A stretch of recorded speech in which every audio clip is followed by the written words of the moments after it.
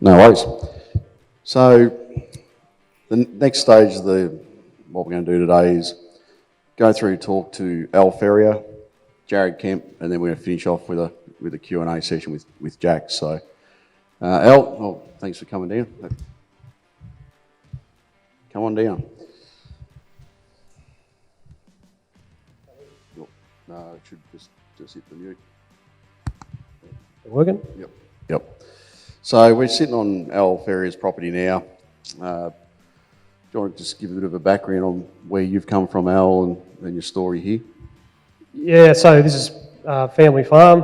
This is actually the original Ferrier block. Was settled over 100 years ago, but this is my story. I grew up here. My father died in a farm accident when I was 5, and so still grew up here, went through school here, and worked in agronomy, and then when it went into some corporate roles, worked around the place, and I've come back and had to make the decision if I was going to be a farmer. Now's the time. Otherwise, it was never going to. It was now or never, basically. So the last 3 years, and I've luckily fluked a couple of good seasons, but basically started from scratch. Had some country, but no plant. Started off with contractors, and obviously had my relationship with Jord back in our Nutrien days, and we embarked on a journey on integration, basically set up as an integration farm. So basically what we tried to do is, I was my first season, had no gear but used contractors, but we, through Operations Centre, we were able to started collecting data, and we've had many trials and tribulations along the way. One that springs to mind, and George could elaborate on it, but the first season we had three headers, so we had a Class, a John Deere and a Case, all running different screens. That sounds like the start of a joke. So you got 3 people at a bar. Like that's how it sort of works. So trying to get yield data from those 3 headers, we had it all, the client farm field on all machines all set up. So George did a great job helping us set up. But one of the operators hit the isolator switch on the Case, I think halfway through the season, and it reset the time on the date and time on the screen, and basically it was partying like it was 1999. Yeah. But I suppose the point is that you do have nothing ever goes to plan, but we were still able to capture that data, get it merged together, and get it back into my operations centre. So had a pretty good season. So then I started investing in some machinery, bought an 8360R with about 4,000 hours on it. And first thing I did was a 6,000 receiver and a Gen 4 screen. And then from there, I mean, that tractor's basically my workhorse, still is at the moment. And just capturing data is just so much easier. It's just all live. It all feeds into my operations centre. I've got it on my iPad. Look, I still have the odd contractor come in. Even this year, I had a Patriot come and do a couple of paddocks for me. I'm still able to generate, put manually into that spraying pass, and what was used on my property, manually enter that into the paddock, so it's there. It's captured in Operations Centre forever, and it's just a great platform to use. I mean, it's going back to my agronomy days, still doing it, but had some clients that had auditors looking at their spray records, for instance. It was just a nightmare trying to collate it all for them, but if it ever happens with me, I'm just here's my ops centre, and I've got it all collated, and it's no mad scramble to try and piece it all together if you've got bits and you're not putting it all into one platform. But we've moved along the journey. I'm still using contractors. Last year had New Holland headers and Gleaner headers, but still the ease of the operation centre and transferring data in. It's quite seamless. So it's not a big deal. So even going back to the very start of what this integration farm, I'll talk about the integration farm project. It's really to drive or to demonstrate what can be done on farm today for you then to be able to go on farm or take that back to your farm tomorrow and implement. That's the direction of where we want to have this project. And the brainchild is actually John O'Hoysler. Like that, the idea came from him. I can remember, Al, that you and I, Jono and Lou, we stood at the corner there and thrashed it out, standing at the back of your ute, and what this project would look like and what each party would need. Also, Dunk, you were a part of that in your last role as well, from a Nutrien point.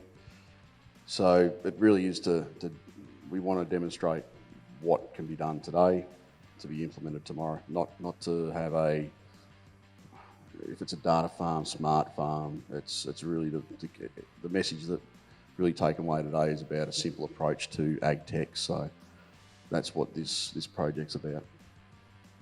Yep. No, as we evolve, we're always looking to make improvements, and for instance, this year obviously integrated Metos. Still got to get the moisture probes in, but as we move along, we're looking at having more and more tools that we can use to make better decisions. Prescription maps through the coon spreader that I purchased through the John. So that, again, going back to Link's conversation with PCT, that's been just so easy to use to generate prescription maps, send them straight to the screen, and away we go. The other functionalities, doing a little bit with Work Planner. I mean, I basically do do all the work myself here, so I don't have any staff members, but I can see the real benefits of Work Planner. But even just during cropping this year, before I'd start a new paddock, make sure just got to make sure all your data that you put in is accurate, so it just makes it so much easier for down the track. But yeah, Work Planner has been really good, and yeah, I house all my soil testing data, EM38 maps, all that data is all housed in Operations Centre, and it's just a one-stop location that I'm always using it. I'm using it daily. So. Just on Work Planner, well, that's probably could be a concept that people in the room haven't actually delved into yet. What sort of things are you able to do with Work Planner, and what have you, in order to make Work Planner work, what has needed to happen? Yeah, good. That leads in well. So obviously most guys in ag world would have a fair percentage of them. What would it be? Not 80 or 90% of the marketplace. 90% ag world's got to the market. Yeah. So where we're trying to get through is synchronisation between ag world and Operations Centre, and then the real powerful information there. If you've got got staff driving sprayers, those sorts of things, you can send all the aggro. Put your aggro hat back on. That can be sent straight from ag world straight to and that's the holy grail. That's where we're trying to get to. Sending recs from ag world direct to the machine. So that just takes one less process out for you organising your staff members.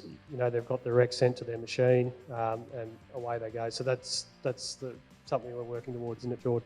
It is, and even having different digital platforms that the team might find along the way that we want to test. This is very much that testing bed for us as well, for us to get a handle on. I think straight away, Al, the likes of Verge Ag with Launchpad. We're currently working on a conversation with a US company called Harvest Profit, which when John Deere acquired Harvest Profit, you snapped that tweet and sent that to me, and were asking me when's this coming to Australia, and that was about 4 years ago. So working on being able to try and bring solutions like that to our growers as well.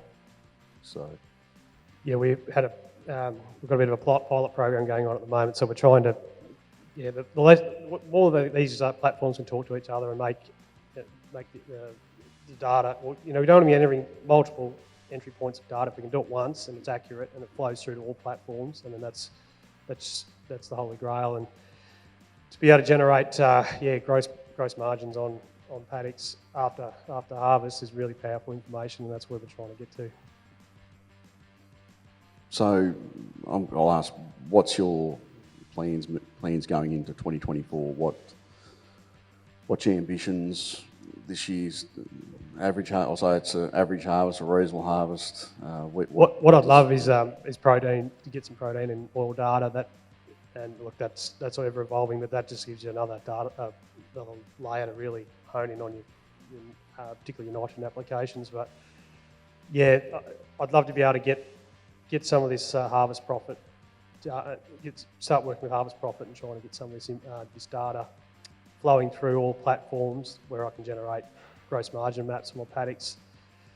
And yeah, that's just really powerful information to help me make better decisions. And when you talk about gross margin maps and being set up to have that information at your disposal, you're coming back to the fundamentals. You need to get your foundation right. You need to have your house in order, your client farm field, boundaries, products, all that information to be So they can all talk to each other. Yeah. That's where you see Operations Centre is.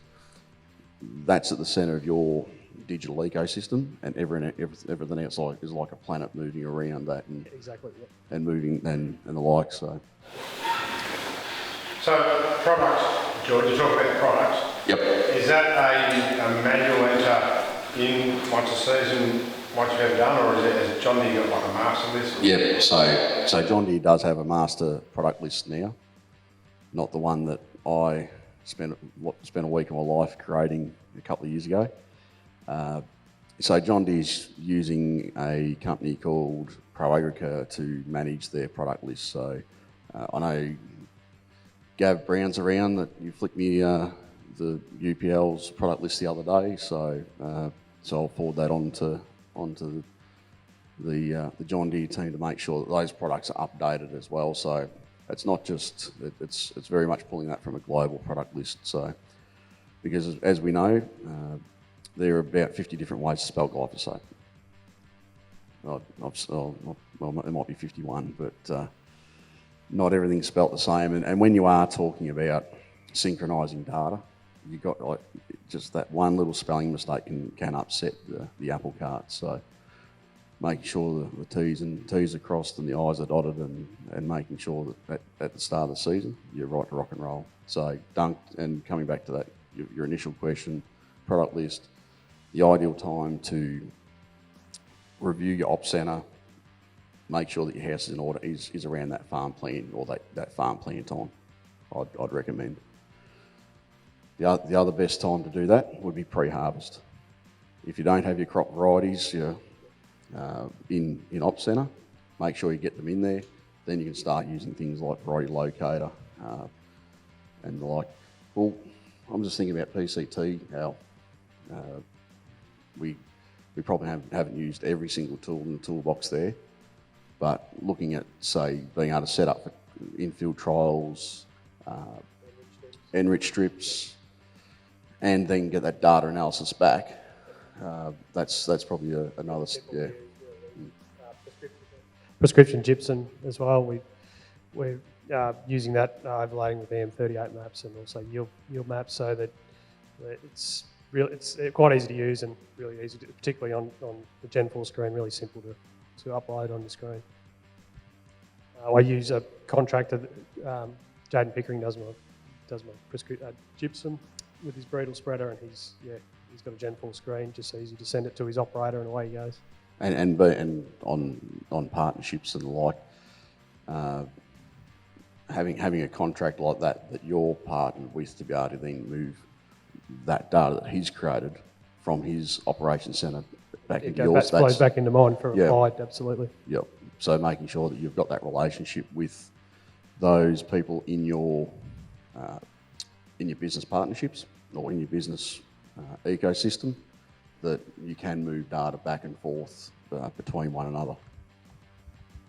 I think Trav, you mentioned we discussed that just a little while ago about what you were talking about using the same contractor.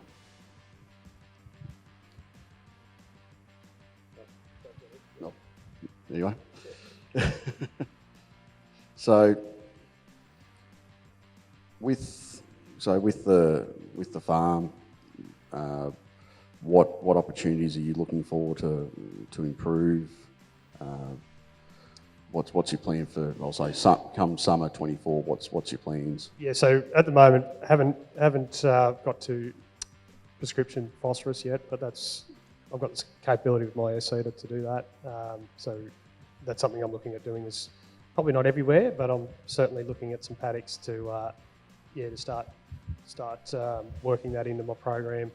It should be quite simple, but yeah, that's probably the next step where I'll focus on next year. And again, look, yeah, I'd love to be able to get some protein and oil maps as well. So that's something we'll look at for this harvest with our contractors.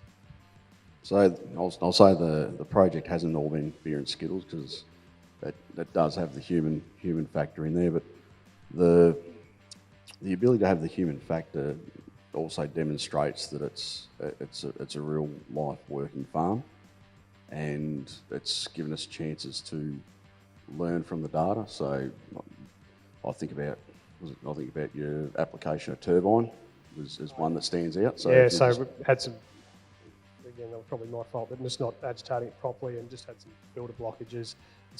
As we're talking about detective work before, if you put your agronomist hat on, it's just quite simple. I knew that I was having problems, but if you've got a worker out there and you're seeing a job where you're not getting weed control to a standard, or you might have crop damage, you can actually go out, click in your operations centre, hang on, what's happened to you, and yeah, it's quite easy to decipher what the issue was. We also had that first year we had issues with the seeder not switching on from the auto turn, just not switching on early enough, and we were just having some strips from the edge of the headland. But yeah, there's all those sorts of things we've been able to pick up through Operations Centre. Well, even doing a couple of strips, and having a sawtooth effect, because the swath width on PCT defaulted back to 35 metres and we're running 36.6, and there was just enough of a width to make the rate controller pick up sort of two different rates, on off. So while it doesn't look necessarily pretty, it's still worthwhile to be able to have that information to go, well, if we don't have correct setup, this is going to be the result. Any questions for Al about the farm or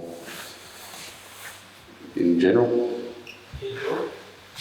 So you mentioned before about the protein monitors. Do you have one of those on your head? No, I don't. No, I'm still relying on contractors, and that's just something that I'd love to be able to get that data off from my paddocks. And so something like the PCT, George, does that then upload that into Operations Centre? Yeah, so as a part of the Harvest Lab 3000 that's from John Deere and part of the S700s, yes, that's that protein data. Screen? Sorry? You don't have to run a separate screen? No, that's one of the great things about the Harvest Lab 3000 is that it's integrated.